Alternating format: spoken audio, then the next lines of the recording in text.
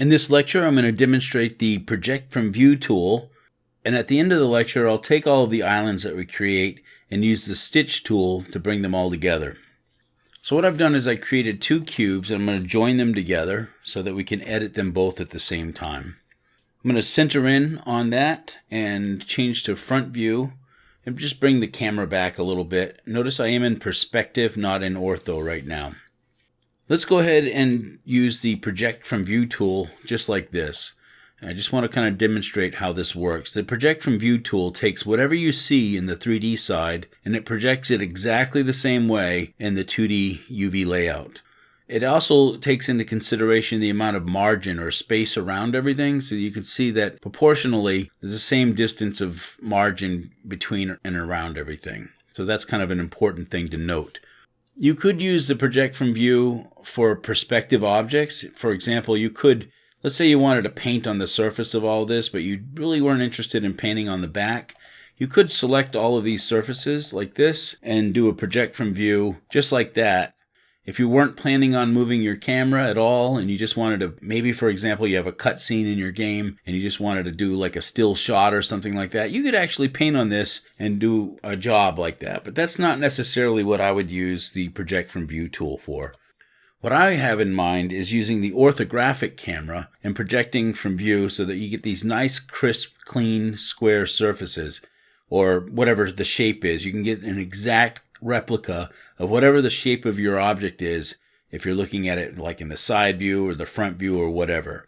So if I went and did a Project from View on just that one face right now, you have a nice clean face, and you'll notice that the margin between here and here is pretty much the same over here, and likewise like that. So if I had changed my perspective, say over here, and I did a Project from View, then the square is going to be over here in the UV space. That's really not that relevant, but what is important is that you understand that even if you scroll in on this thing and you do a Project from View, the scale of it will change as well. You can actually control that if you want it to fill in the entire space. That's basically called the bounds. Let's turn on our tool shelf so that we can see this. If I choose scale to bounds, it'll fill in that entire area. That's kind of cool.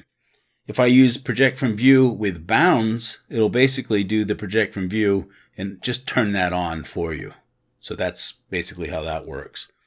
You could quickly go through all of the faces and just do a scale to view with bounds on all of them. So here's all the front faces.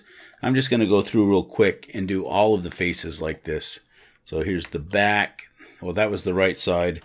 This is the back. This is the left ortho view. And we're going to do the top. So the cool thing about this situation is we have two squares that are in line with each other. So if I wanted to, I could Project from View both of these at the same time. Or I could do all four of these squares at the same time. So I go to top ortho view and Project from View, and you'll see all of this stuff is going to be stacked in one little island space, or technically, since I'm using scale to bounds, it'll be all stacked together here. So I'll go ahead and Project from View with bounds, and just to kind of prove that, so here's one of them. Here's another. Well, let me use my island selection. Here's another one. Here's one of the bottom ones, and here's another bottom one. If you select all of these and put an image on this, you'll find out that technically what's happened is, since we did this from the top image will be right side, and the bottoms are going to be like a mirror image. You know, you can kind of see that by just creating a UV grid image, a color grid. So I'm just going to go ahead and create a grid image. Doesn't matter which one. Okay. Open up my property sheet and change it to color grid. And let's put texture on over here so we can actually see it. So you can see that the top ones are in the right direction, but the bottom ones are mirror image reversed, both of them. So if you wanted to fix that, you could easily just go to the bottom view and do a Project from View with bounds. So now that's correct. Go to the other one.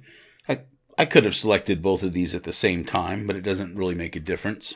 Project from View with bounds, and so those are both fixed. Let me select all on this and just reassociate that grid so that we get the whole thing here. So you can see that everything is now unwrapped. We get the tops, the bottoms, everything's going in the right direction, and everything looks just fine.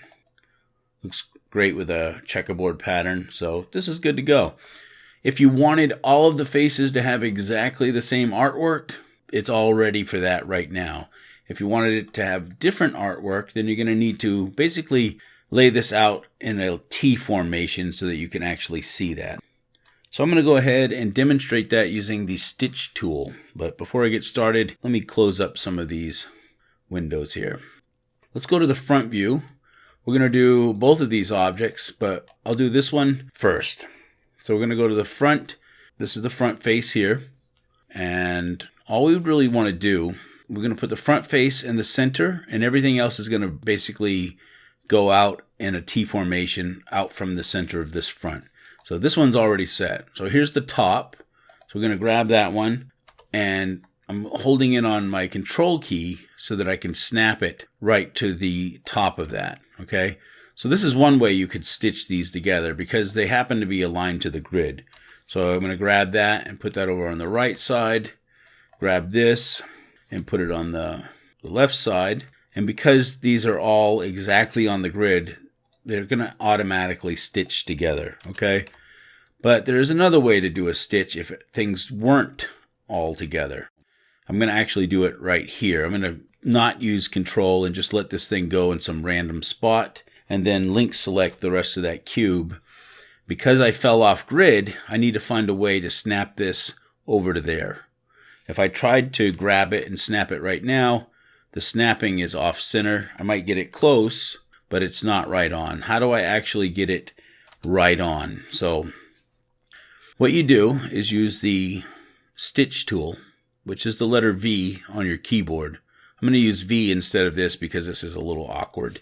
So if I just click on V right now and do this, it's not going to work. What you want to do is you want to go to your edge selection tool down here. Select which edge you want to do your stitching from. So I want to stitch from here. And then click on V. You'll see like this green footprint of where this face is going to go if I left click. You see a little bit of instructions down here.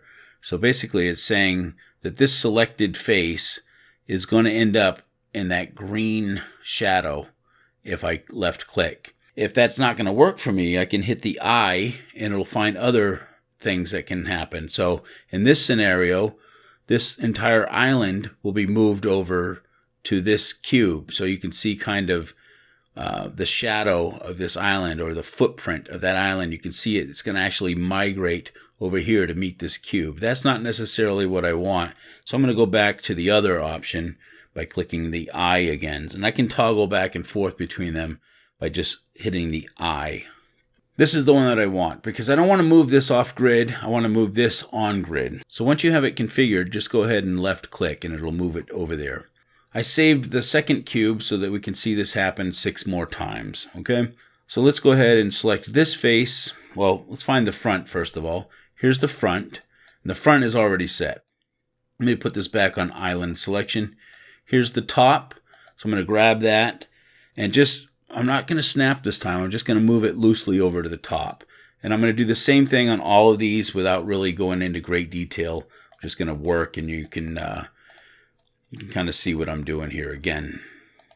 And you go to the back, just grab that and move it somewhere over here. Let's find the front again and link select the rest of this and stitch all of this stuff together. So using the edge selection tool, I'm going to grab this piece first, V, and pay attention here because it's asking me, do I want to move this one, which is in the middle of my UV workspace? Do I want to move that perfectly centered object over here? No, I don't really want to do that. So I push I. So it's asking me, do I want to move this over to the perfectly centered object? Yeah, I do. So then just left click, repeat. So V, and again, just look at this footprint here. If you like it, left click. Again, V. I don't want to move all of this. This is the 3 currently stitched together objects. I don't want to move all of that. No. Click on I, and yeah, that looks a little bit better. So left click and do the same thing over here. V, that looks good. So left click, and we'll try it over here, see what happens. V, so even at a greater distance, it still works. And again, it could have asked me if it wanted to move it way over here. I don't want to do that. I want to move this over to here. So go ahead and left click. So that's basically how the stitch works. So now you know a little bit about project from view and a little bit about stitching. These are two things that I don't use very often.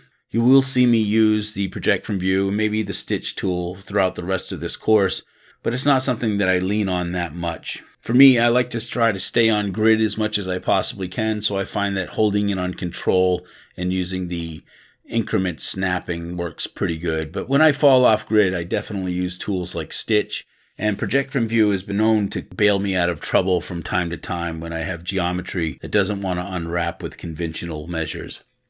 So hopefully you found this lecture useful.